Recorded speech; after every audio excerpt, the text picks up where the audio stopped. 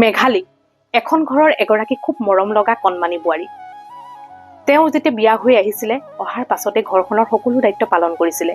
ৰাতিপুৱা শুই উঠাৰ পৰাই তেওঁ বাঢ়ি বন কৰাৰ পাছতে তেওঁ পাকঘৰৰ দায়িত্ব লয়। এফালে তেওঁৰ হাজবেণ্ডৰ টিফিন, ল'ৰা ছোৱালীৰ টিফিন, তাৰ পাছতে তেওঁ শাহু শহুৱে কি খাব, ঘৰৰ আৰু বাকী সদস্যসকল আছে তেওঁলোকে কি খাই ভাল পায়, কি কৰি ভাল পায়, সকলোখিনি তেওঁ খুব গুৰুত্ব সহকাৰে পালন কৰিছিলে। তথাপিও কিন্তু মেঘালীক তেওঁলোকে ভাল চকুৰে চোৱা নাছিলে। কিবা এটা নহয় কিবা এটা খুঁত উলিয়াই মেঘালীক খুব কথা শুনাই থাকে।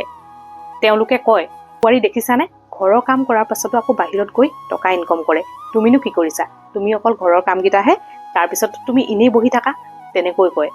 আৰু তেওঁ হাজবেণ্ডেও সেই কথাবিলাক বুজি নাপায়, তেনেকৈ কৈ থাকে। তাৰ পাছতে এদিন মেঘালীয়ে কি কৰিলে জানেনে, তেওঁ এটা বুদ্ধি পাঙিলে। মেঘালীয়ে ঘৰৰ সকলো মানুহকে মাতি আনিলে আৰু ক'লে যে মই কাইলৈ দিনটো মই ছুটি বিচাৰিছোঁ আপোনালোকৰ পৰা, মই কাইলৈ বহি থাকিম আৰু আপোনালোকে মোক একো নিবিচাৰিব, তেনেকৈ ক'লে। সেই কথাখিনি কোৱাৰ পিছত ৰাতি সকলো শুই থাকিলে আৰু ৰাতিপুৱা শুৱাৰ পৰা উঠাৰ পাছত সকলোৱে কথাটো অকণমান পাহৰিয়ে পেলাইছিলে। তাৰপিছত যেতিয়া হাজবেণ্ডে যেতিয়া পাকঘৰত সোমায়, গৰম পানী খাব বিচাৰে, গৰম পানী নাই।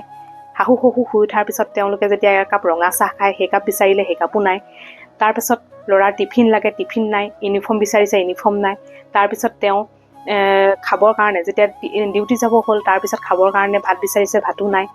বাহিৰ চোতালত তেওঁ জাবৰ জোথৰ, ঘৰ সৰা নাই।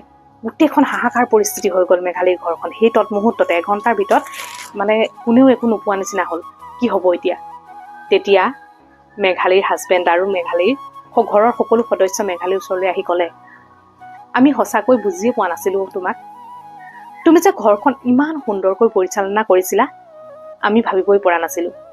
আমি আজিহে অনুভৱ কৰিলোঁ। এই এঘণ্টা সময় আমাক এনেকুৱা এটা শিক্ষা দি থৈ গ'ল যে এগৰাকী বোৱাৰীয়ে কি কৰে। আহকচোন, এই কাহিনীটোৱে হয়তো আৰু বহু দহজনক বুজাব। এগৰাকী বোৱাৰী যেতিয়া এখন ঘৰলৈ আহে, তেওঁ তাৰ আগৰ সময়খিনি এগৰাকী ছোৱালী হৈ থাকে। সেই ছোৱালীজনীয়ে কিন্তু মাকৰ ঘৰত ইমানখিনি দায়িত্ব পালন নকৰে। তেওঁ সৰু সৰু কামবিলাকহে কৰি গৈছিলে।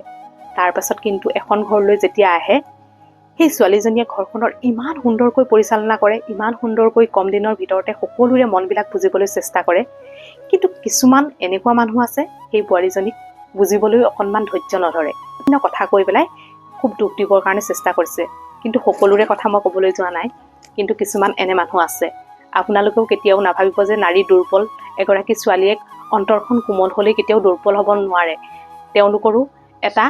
তেওঁলোকৰো ভাগৰ লাগে, তেওঁলোকৰো অকণমান মুকলি আকাশ বিচাৰে। এই কাহিনীটোৰ দ্বাৰা ইয়াকে বুজোৱা গ'ল। যদিহে নাৰীসকলৰ ওচৰলৈ এই ভিডিঅ'টো গৈছে, অকণমান শ্বেয়াৰ কৰি দিব আৰু সকলোৱে যাতে বুজক নাৰী কি। ভিডিঅ'টো আপোনালোকৰ অকণমান হ'লেও ভাল লাগিলে পেজটো ফ'ল' কৰিব আৰু ভিডিঅ'টো শ্বেয়াৰ কৰিবলৈ নাপাহৰিব। ধন্যবাদ।